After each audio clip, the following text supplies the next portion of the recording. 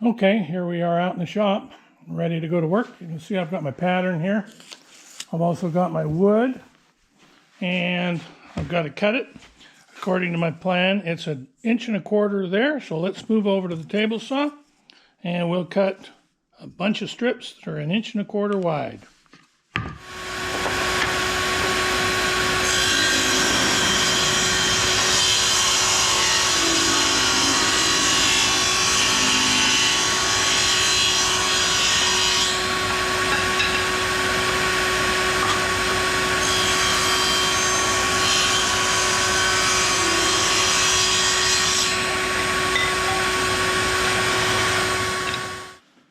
Okay, I find that it's about as easy to make a bunch of them as it is to make one of them.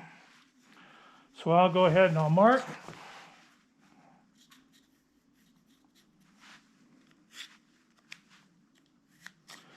Like that.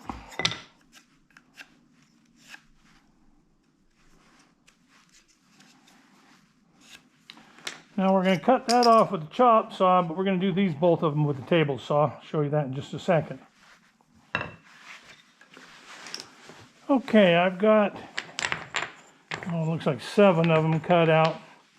And I have not marked any of the rest of them, so I do need to go back and mark them. But I don't usually mark them until I'm ready to actually drill the holes, just in case something goes south on it. So, okay, I'm ready to cut on some of the other things. So we're going to go ahead and set up the table saw to cut this one and that one.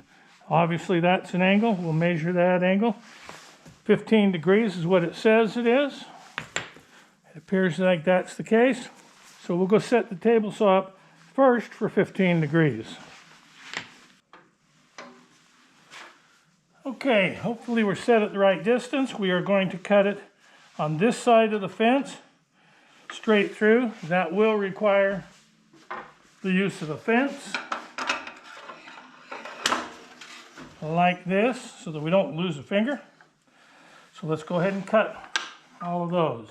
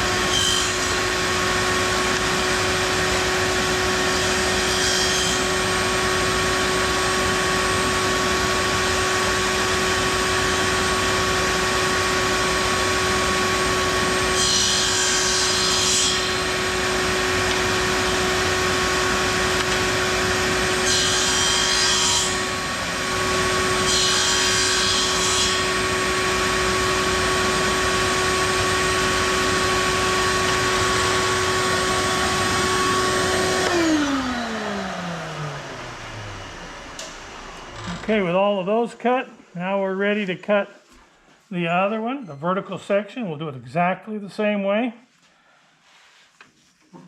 I switched sides on my blade. The only reason I did is because my fence is a little closer on this side for that. So I'll go ahead and I'll sneak up on it just like I did the other one.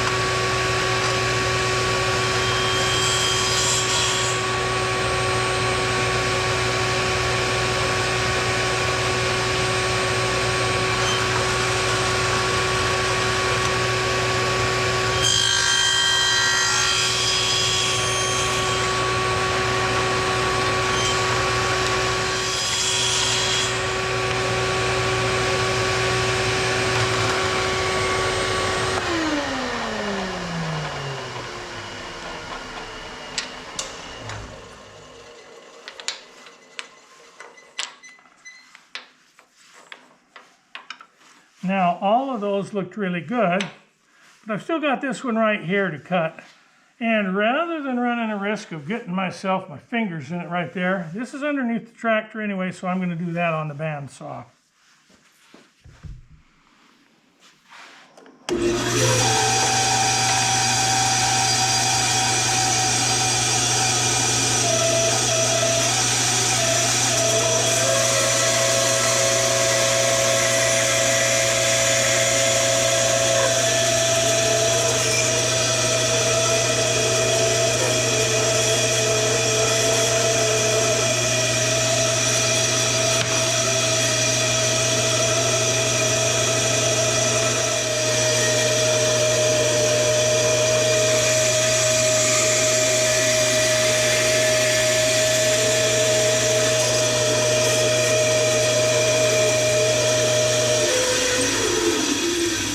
At this point, I'm ready to finish sanding on them, and you see the bottom of that cut. If you got a good blade and a steady hand, you can do a pretty good job on the bottom of those tractors. And incidentally, the only reason that's there is to put the rear tires, because you're going to have the larger rear wheel than the front wheel. It allows you to put the front axle down just a little bit further. I used to do them without doing that, but they always sat kind of funny, so I've started doing that. Okay, and you're going to go hit all of your surfaces, and I'm not going to insult your intelligence by sitting here sanding a bunch of them, but you can see it just doesn't take long. Now, this cedar is a lot softer than that maple. You just want to take off all those sharp edges on it. So let's go ahead and proceed away from this. You also want to make sure you get all of your pencil marks off if you have any. And let's get to working on the drilling. Okay, this is where you want to start marking your holes. And you got to make a decision here if you want to have a 1/4 inch hole on that front or not. It really depends on the wheels you've got. I'll show you that in just a second after I've got a few of these marked. You also have a hole you need to drill up here about in the center there, and a hole just, you got to be careful with this. If you put it in the wrong place, it's going to interfere with the axle there. So I'm going to put the guy sitting in it just barely behind the axle here, so that you can see it right here, so that as it goes down, it doesn't interfere with that axle hole. And I'll show you how I set it up on the saw here in just a minute to make sure, the drill, so that we make sure all of those are accurate. Okay, if we're going to drill a 1/4 inch, we need to make sure we're just slightly over a 1/4 inch on this one. That's why I choose the 9/32 on those. I also use a brad bit to drill them with. The brad point just seems to work a little bit better. All right, now when you've got those marked like that, let's say that we want to drill that one right there. I'm going to I've got my fence set up so that as I move it left and right, I've got a little bit of leeway in where it goes away from that fence.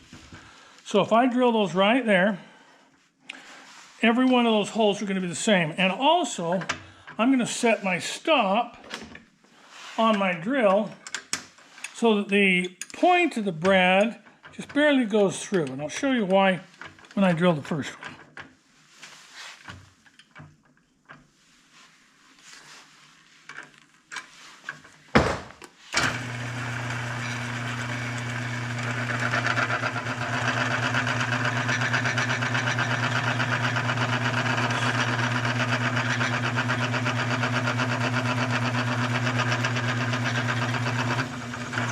Okay, when I hit the bottom, I've now produced a little hole on the back that's a guide coming back from the other direction.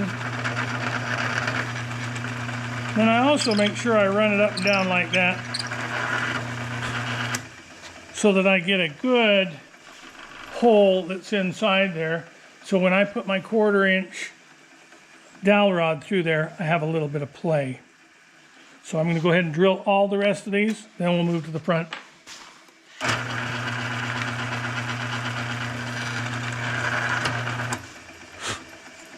Now cedar is relatively soft, and that's one of the reasons I flip it over, so that I don't get a tear out on the back. Now it doesn't matter on these because they're behind a wheel, but I still don't like to do it. Also, if you go too fast, you're going to fracture that cedar all the way. So be cautious, go slow, and go almost through, but not completely.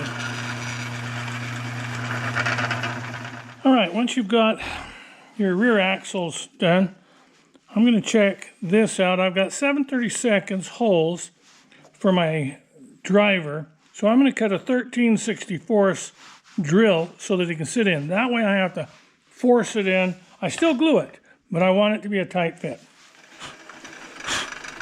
Now with the back guy drilled, we're going to drill these, and there again we'll do the same thing, but since we're pretty close right there and we're not going all the way through, you want to center your drill bit right down the center. And if you are doing multiple ones like I'm doing here, it doesn't hurt to put a pencil mark right there where you're going to put them so they get all exactly the same.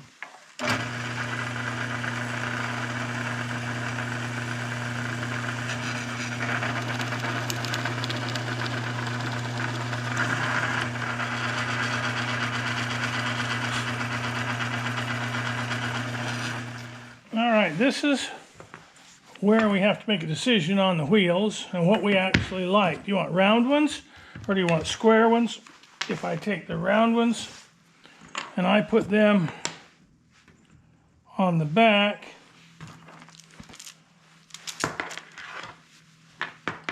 and these on the front, and take a look at it, I just think that there's too much disparity there. I don't like that quite as well as if I take one of these, which is the same diameter as that, but put a little larger one.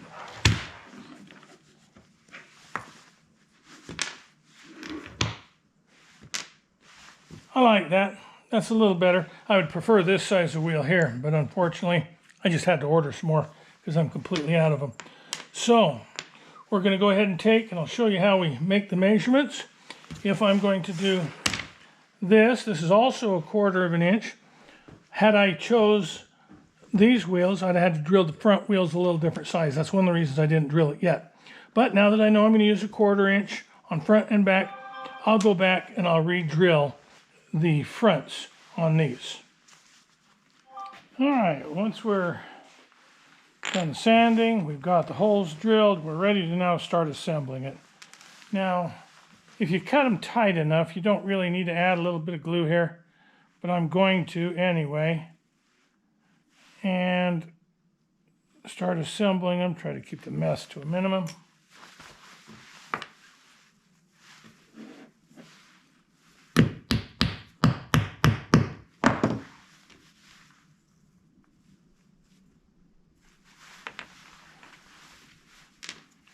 Okay.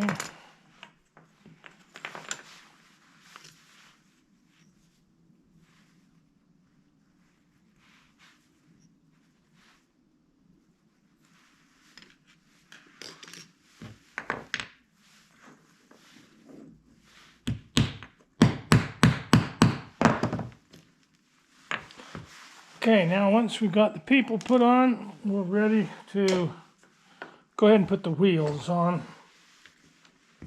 And if we've decided we're going to put this size wheel on, we just take 2 wheels like that. We take our 1/4 inch dowel that we're going to use for our axle. You take a pencil and put it down there like that, and then you decide how thick it's going to be, giving yourself just a little bit of extra. Now I need 6 axles, looks like 2, 4, 6, 7 axles. Now we're going to do the same thing, because they're different thicknesses. We're going to do the same thing with the front wheels.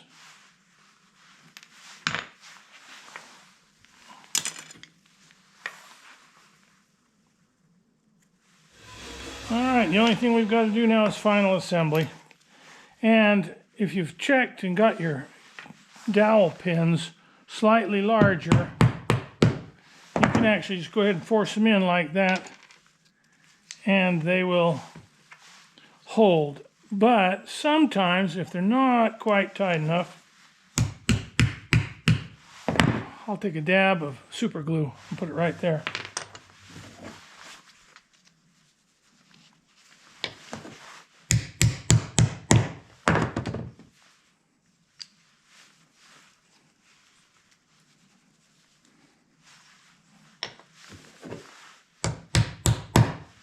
And there's your finished tractor, and you can see why I make them more than one at a time.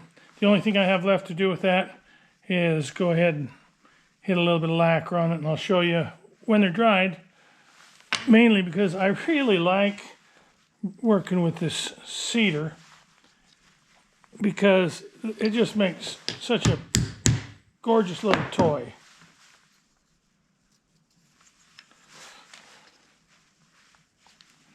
But I think you can also see, as I work with these, why I make them multiples at a time.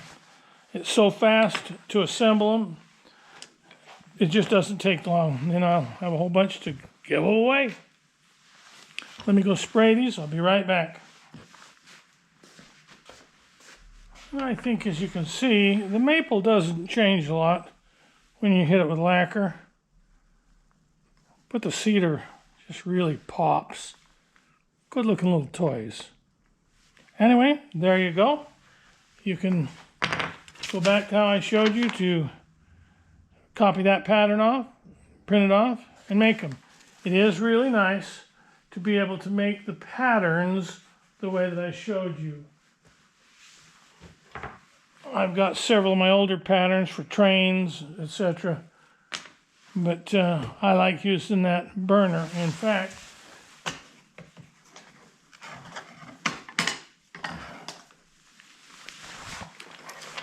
I plan on doing some other kinds of objects as well. You've got my Scotty dogs, the pig patterns, big Scotty dogs. I've got lots of toys, so we'll try in the next little while to be able to show them all to you. Thank you for joining us.